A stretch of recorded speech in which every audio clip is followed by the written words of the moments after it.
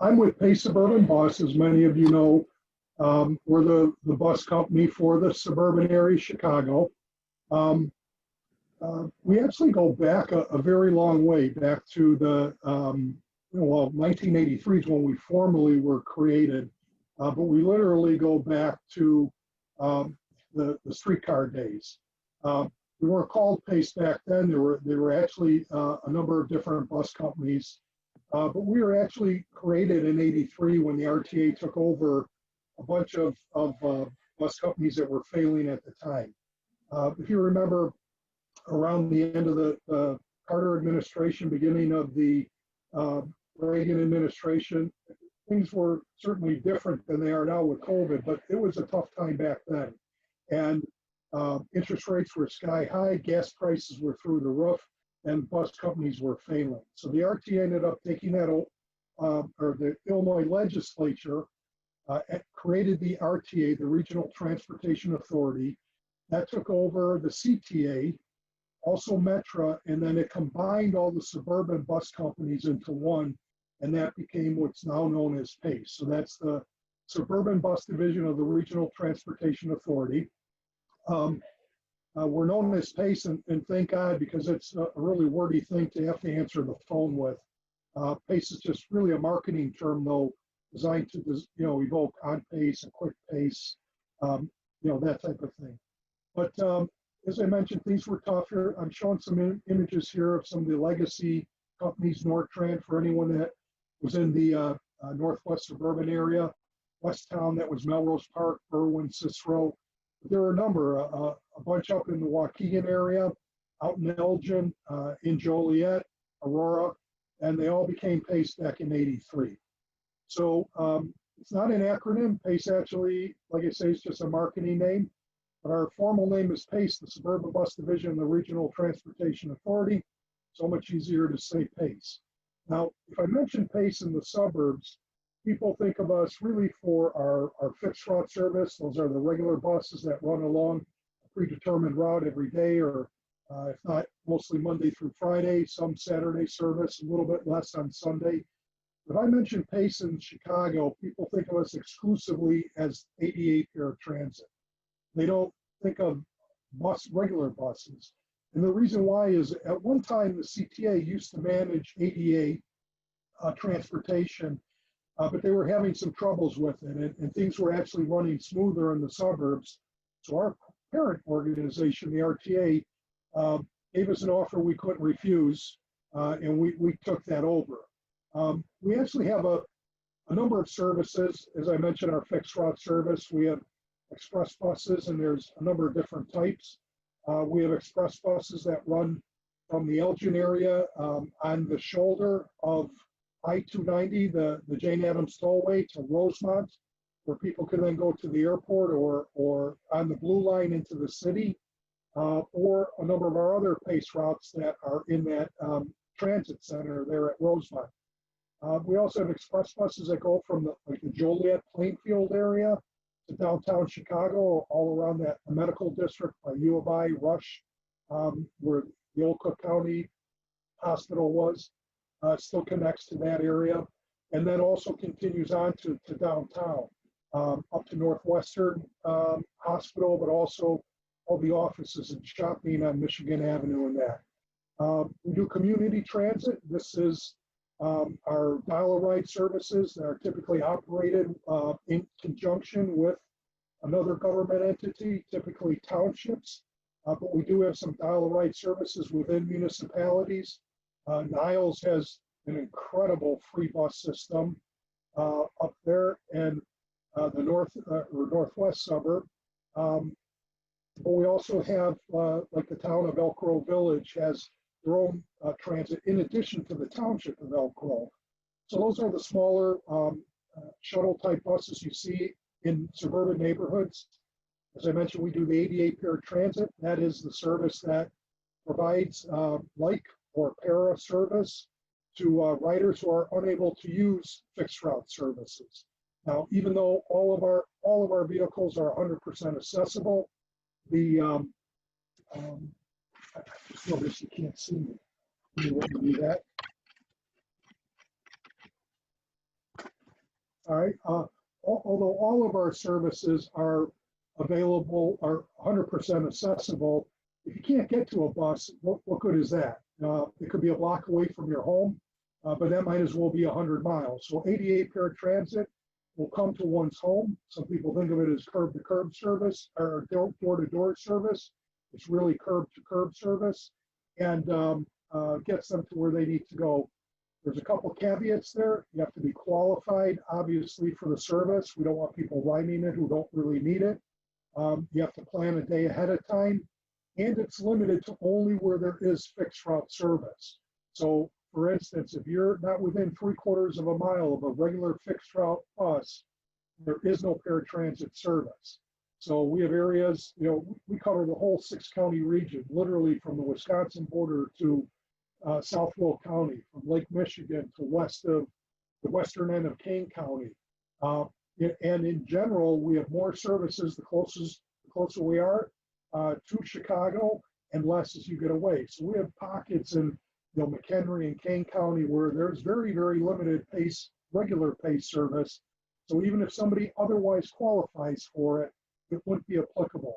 Now, if they can get within 3/4 of a mile of a fixed route, and you're certified, you're able to use it, but that might as well be the most practical thing for most people. I do know some people who are able to carpool to get there and then are able to take paratransit the other way. But for most people, that's not an option. We also do van pool services. This is where there might be a group of 6 to 8 or 9 people that live in the same general area and work in the same general area as well, leaving and arriving around the same time. We have passenger and cargo vans that are available to them to share. There is a cost to the riders. Most companies subsidize it in some way, but even when they don't, it's still a lot less than operating a car, paying insurance, and in some cases parking as well. We do offer a ride share service. This is essentially just putting together individuals who use their own vehicles, but it's a way we have some screening that's taking place ahead of time, so it's not just purely random, but it's a way of connecting people together. And then the future of buses, the pulse lines. These are rapid transit buses that are trying to mimic more of like train service with limited stops over a larger geographical area, but they're still literally buses that operate on standard roadways. If you've ever been up in that Niles area, our very first service started last year on Milwaukee Avenue from Gulf Mill to the Jefferson Park Transit Center. You're going to see over the years a transition to more of them because they can serve more people going over a larger area. So there will be one on Halsted Street, there'll be one up on Dempster, there'll be one on Gulf Road, there'll be another one on 95th Street. We'll see them throughout the Chicagoland area, but these will be the ones more on those major routes or state routes. Sometimes people ask, well, why are we even in Chicago if there's a CTA? As I mentioned, we do all the 88 paratransit, but we have our services like that Pulse bus and our regular Milwaukee Avenue that does go all the way into the Jefferson Park Transit Center. We go into Midway Airport on that southwest side of Chicago, and then also we have buses that go on 95th Street and connect with the 95th Street Red Line. And I mentioned our express services. Can you remind me about how much time I have? Right? Well, I'll keep talking until you tell me to stop. I want to just touch upon our fares. They're $2 normally if you're paying cash. It's $1 if you have a reduced fare card. If you're over the age of 65, you're automatically entitled, but if you have a qualifying disability, you're also entitled. You can use cash wherever you want. We strongly encourage Ventra card because not only is it more convenient for the rider, it's cheaper for us. It costs us money to handle money, but you save money. First of all, if you use regular cash, it's 2 1/4. Might be only 25 cents you're saving, but for somebody who's using that every day in the morning and the afternoon, 5 days a week, 50 weeks a year, it adds up. Where it really can make a difference is if you have to transfer to a second bus. Anytime you pay cash and get on a new vehicle, you have to repay that full fare. If you use your Venture card, it's only an additional 30 cents. And if you have the reduced fare card, it's 20 cents. And then for those that do need a third leg or a third bus or a second transfer, it's only, or that one's free. Actually, anytime then within 2 hours of when you started, it's free. I do want to point out our express services, and I'm not referring to the Elgin to Rosemont, but the ones that go, for instance, from Joliet Plainfield to downtown Chicago. Those are $4.50 each way. And you may have also seen our other express services to like Cubs games and Soldier Field, and at one time the Fire when they were playing at Toyota Park in Bridgeview. Those are $4.50, and of course, because of COVID, none of those are running right now. Not with any fans at the games. Of course, we don't have that service. I do want to touch upon the ADA Paratransit. That's $3.25 for each way, each trip. $3.25 going there, $3.25 going back. And even if somebody has a reduced fare card or even a ride-free card, which I neglected to mention, that's available for anybody whose household income is under a certain dollar amount. It's pretty low, but for those that are, they can ride free. But if you're riding paratransit, that is charged regardless. So this is what some of the Venture card or cards look like. They're all Venture cards. The reduced fare card is also a Venture card, which is our standard fare card. For those that are comfortable with smartphones and apps, the Venture app is an excellent way to go. And using it on Ventra is the only way you can do it. You know, Ventra has conductors that go to passenger to collect tickets. There aren't actual physical readers on them, but it's a way of being able to buy your ticket and utilize it.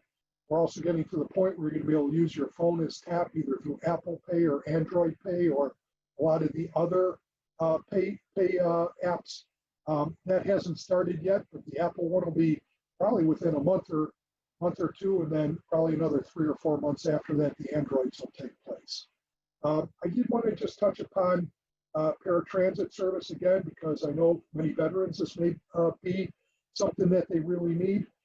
Important consideration is that 3/4 mile restriction. The trip has to begin within 3/4 of a mile of a fixed route, and it has to conclude within 3/4 of a mile of a fixed route. And there also is an application process. Now, normally, during pre-COVID, there was an actual in-person interview in addition to the application and paperwork that people had to submit. They're foregoing that right now. And certainly for anyone renewing, where they would normally have to go in and recertify, that's happening automatically just with submitting their paperwork. We don't determine who can ride paratransit. The RTA does that. And they've gotten stricter over the years because there were some abuses of the system, people riding who really shouldn't have, and they really needed to crack down on that. One option for paratransit riders, if their trip originates or they're in the city of Chicago and are either traveling within the city or going from the city to the suburb, we have a program called the Taxi Access Program. This is normally $3, where you can get $30 in value for a taxi ride. If the meter ends up being $35 or $40, the rider pays that extra $5 or $10. And right now during COVID, because we're trying to keep one rider on each paratransit vehicle, we're really encouraging this use. There is no $3 charge. So essentially, one can ride for up to $30 at no cost, and they can do up to 8 one-way trips or 4 round trips every day. So it's a strong encouragement. However, I got to caution, this is only for trips that originate in the city of Chicago. Unfortunately, with all the different cab companies and all the different 220 communities in our service area, they're all using different technology. We tried, but we could not come up with a system that allowed to offer the taxi program. So right now it's limited to Chicago.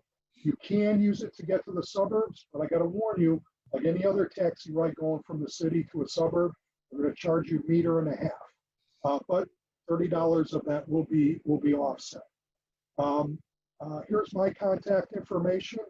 That's my office number if I'm not in, because we're alternating one day in the office, one day work from home. That does go to a cell phone, so you can always reach me there as well. Were you guys entertaining questions, or are we doing pretty much presentation only? Oh, we can take some questions. If anyone has questions for Ed, please. Irma, you got to unmute yourself if you need to ask a question.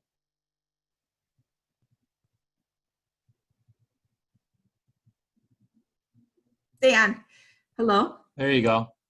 Okay, so let me give, it says that I cannot share screen while the other participant is sharing. Right. Did you have a question for Ed, though? Oh, no, I don't. Okay, I saw Sorry. you talking. I thought you were asking a question for Ed. Sorry about that. Awesome. Mr. Madden, this is Joe Topinka. I've sent you an email already. We'd love to have you as a guest speaker for Post 488. You know, what Greg is doing today and Mr. Ward, it's one thing altogether, but we love to have guest speakers at our post meetings. It provides value added. I find that when it comes to public transportation in the Chicago metropolitan area, it can be a little confusing. A lot of different systems and things like that, as you mentioned. So whenever we have an opportunity to educate the community, you know, I'm all for it. It's very important. Ironically, people who haven't used in the system assume it's very hard, and once they do get acclimated with it, they're like, oh, this is a breeze. But it helps that first step, and I'll be happy to do that.